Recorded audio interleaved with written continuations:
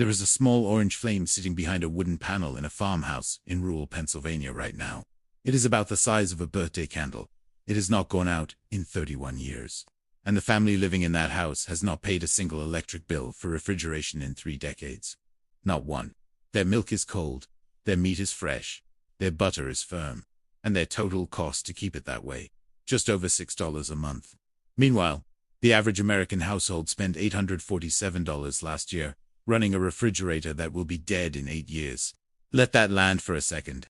$6 versus $840. Same cold food. Completely different system. And the people who know about it are not hiding in some mountain commune. They are living 20 minutes from a Walmart in Lancaster County. They have been doing this since your great-grandfather was still in school. Stay with me. Because by the end of this, you are going to look at that refrigerator humming in your kitchen and feel something close to fury. I want to be upfront with you about something. I am not here to sell you a lifestyle. I am not here to tell you to move to a farm or give up your electricity or milk your own goat. What I am here to do is show you a system. A real, documented, working system that has kept food cold without a compressor, without a power cord, without a single moving part, for over 200 years. And then I am going to show you exactly why that system disappeared from the American home, who benefited when it did, and how you can bring it back this weekend in the house you already own. Here is what you will walk away with today. The name of the exact cooling principle, the Amish, have used since before the Civil War. The one afternoon installation that costs under $50. The placement trick that reduces your refrigerator's workload by nearly a fifth. And the second system, the one even most preppers have never heard of, that uses nothing but the temperature of your own basement floor to keep food at 43 degrees year-round, for free. Let us start at the beginning. 3 years ago, I was standing in the kitchen of a man named Caleb, an old-order Amish farmer outside of Intercourse, Pennsylvania, and I made the mistake of asking him where his fridge was. He pointed at a tall wooden cabinet against the north wall. I thought it was a pantry. I walked over and opened it. Cold air hit my face. The inside was stacked. Raw milk in glass jars. A wrapped pork roast. A full pound of cheddar. Cream sitting in a ceramic pot. I stood there for a moment, and then I did what any reasonable person would do. I looked for the plug. There was no plug. I looked for the vents. There was a small metal grill at the bottom, and behind it, barely visible, a steady, quiet, orange flame. Caleb watched me figure it out, and then he said very calmly, "Flame goes in, cold comes out." Has worked since my grandfather's grandfather. I drove home that afternoon and spent 4 hours on the internet trying to prove it was impossible. I could not. Because it is not impossible. It is physics. And somebody figured it out a long time ago, and then somebody else decided the rest of us were better off not knowing. Here is the part your high school physics teacher never got to. Most people think cold is a thing. It is not. Cold is the absence of heat. And heat, unlike electricity, can be moved using chemistry. The system Caleb was using is called absorption refrigeration. Here is how it works in plain language. Inside a sealed metal system, there is a liquid solution. That solution, when heated even slightly, turns part of itself into a vapor. That vapor rheases through a coil, and as it does, it pulls heat out of the insulated box next to it. Heat moves from inside the cabinet into the vapor. The vapor carries it away. The inside of the cabinet drops in temperature. The vapor cools, condenses back into liquid, falls back down, and the process starts over. As long as the flame burns, the cycle never stops. No fan, no thermostat clicking on and off every 8 minutes. No motor wearing itself out. No refrigerant leaking after year 6. Just one flame in chemistry, doing exactly what chemistry does. This is not a theory. It is not folk wisdom. It is documented engineering. A pair of engineers in the early 1900s proved this system worked, and filed the patents to show it. Large appliance companies bought those patents, manufactured the units, sold them across North America and Europe, and then, quietly, stopped pushing them, somewhere around the late 1940s. Why? Because a refrigerator with no moving parts does not break. And a refrigerator that does not break does not get replaced. And a refrigerator that does not get replaced is a terrible product to build a company around. So the industry shifted. Compressor models got the marketing budget.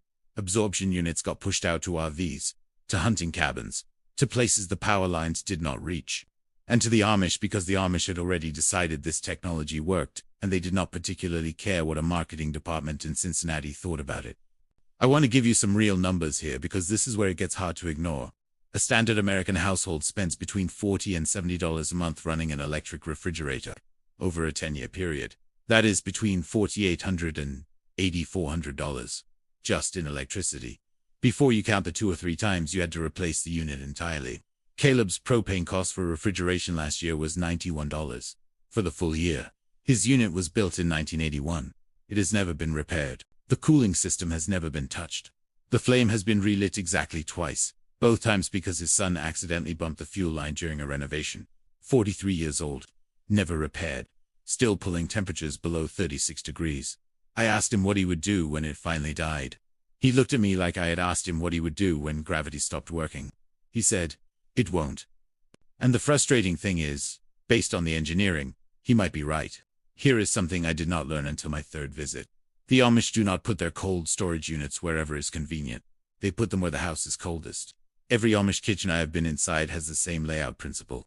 The cooking hearth or wood stove goes on the south or interior wall. The cold storage, whether it is an absorption unit or a traditional cold box, goes on the north-facing exterior wall, away from the heat sources, away from direct sun, often set into the coolest corner of the room. American kitchens were designed around workflow. Fridge next to the stove for convenience. Oven next to the counter for convenience. The Amish designed around thermodynamics. You do not put your cold equipment next to your heat source. Full stop. Here is why this matters to you right now. If your current electric refrigerator is sitting next to or within 3 feet of your oven, your dishwasher, or a south-facing window, it is working harder than it needs to every single hour of every single day. Studies from university extension programs have shown that moving a refrigerator away from heat sources and into a cooler position in the same kitchen can reduce its energy consumption by 15 to 20%. On your current bill, that is a saving of $6 to $14 a month before you change a single other thing. That is one afternoon of moving furniture away from you that is worth over $100 a year. The Amish knew this before electricity existed in American homes. We forgot at the moment the appliance salesman told us where to plug the cord in. Now I know what you are thinking. This sounds good, but I live in a regular house, not a Pennsylvania farmhouse. I have a kitchen, not a root cellar. This is interesting history, but it is not practical for me. Stay with me, because this next part is specifically for people with regular houses and regular kitchens. Absorption refrigerators are not antiques. They are being manufactured right now. Today, several manufacturers produce full-size units that are dimensionally nearly identical to a standard kitchen refrigerator. Same height, same width, same shelf layout, same crisper drawers. The only external differences are a small exhaust vent at the rear, which can be routed through a wall or a cabinet backing, and a small burner assembly at the base that connects to a standard 1/4-inch gas line. New units run between $1,800 and $2,800, depending on size and features. Used units in fully working condition can be found regularly in the $500 to $900 range through agricultural suppliers, Amish community sales, and specialty off-grid retailers. They run on propane. They run on natural gas. Some older models will run on either switchable without tools, a standard 20-pound propane cylinder, identical to what you use for your backyard grill. We'll run one of these units for approximately 3 weeks of continuous operation.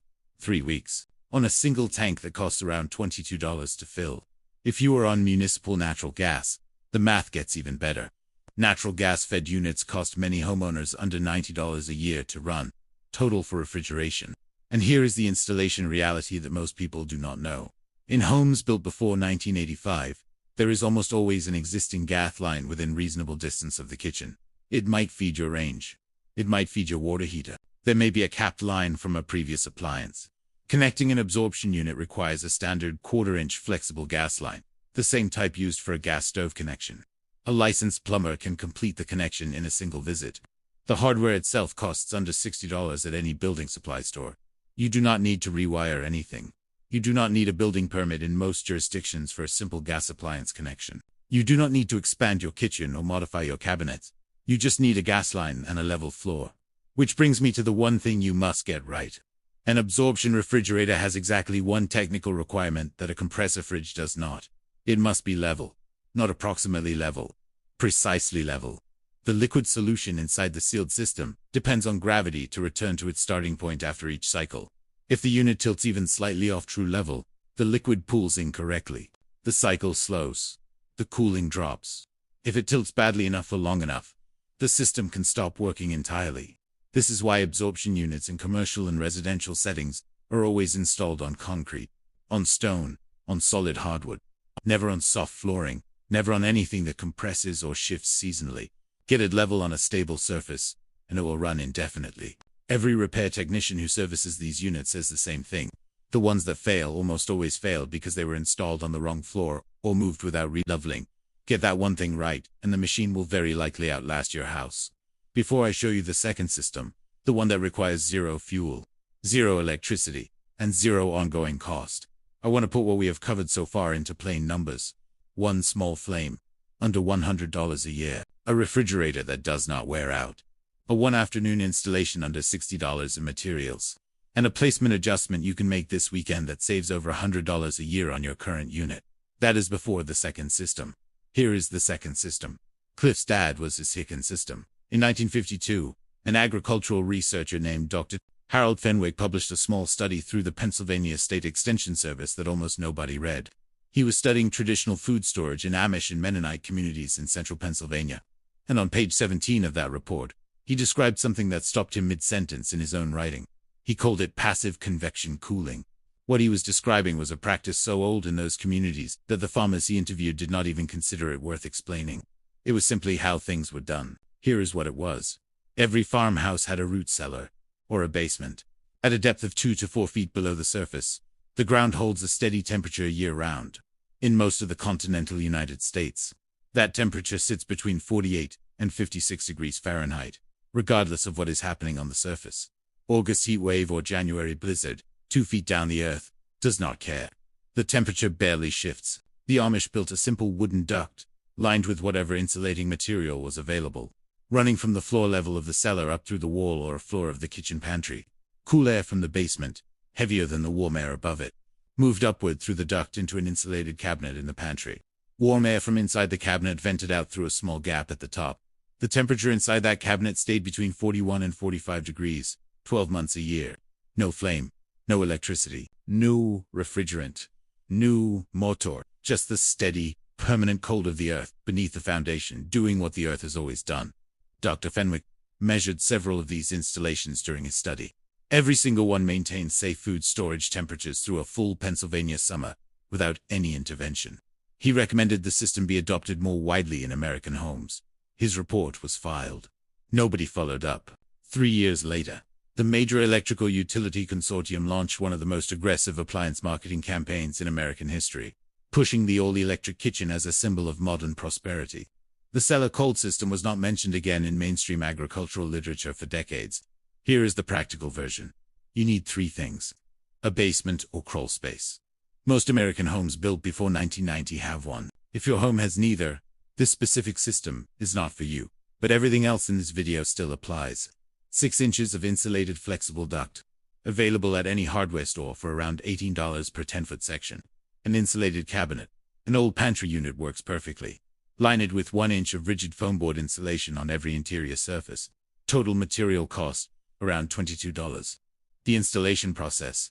Identify the coolest corner of your kitchen or pantry. This should be a north-facing wall if possible, away from the range and away from any south-facing windows. Drill a 6-inch hole through the floor of that corner directly into the basement or crawl space below.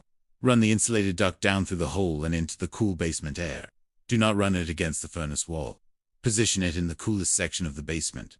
Seal the duct connection at the floor with expanding foam to prevent warm air from leaking around the edge. Place the insulated cabinet over the floor opening so the duct feeds cool air directly into the base of the cabinet.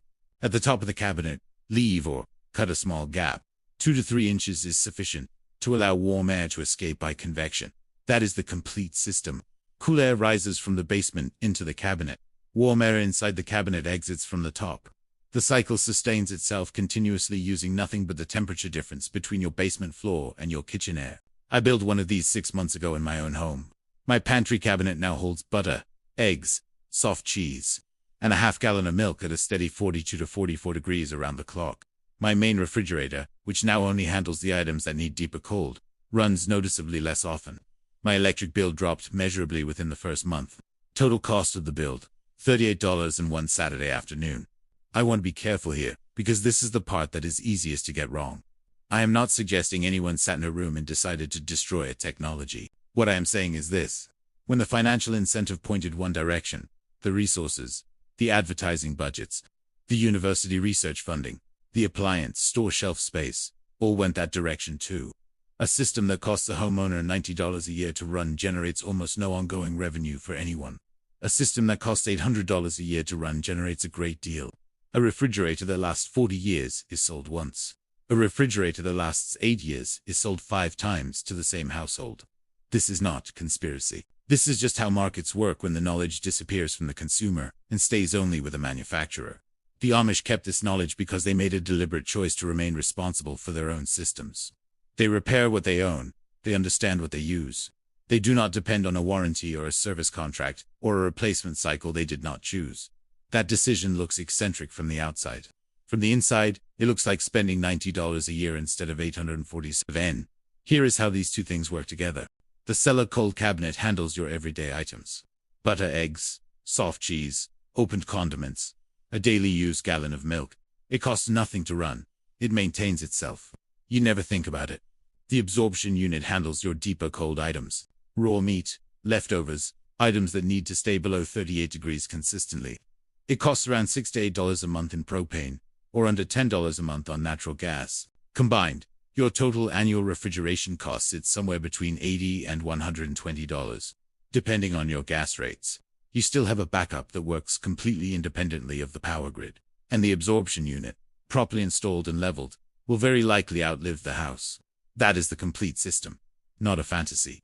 Not a primitive lifestyle choice. A rational, documented, working alternative to a technology that costs you 10 times more and dies on schedule. I want to hear from you. Look at your current electric refrigerator. Think about how long you have had it. Think about how many you have replaced in your adult life. And then drop one number in the comments below.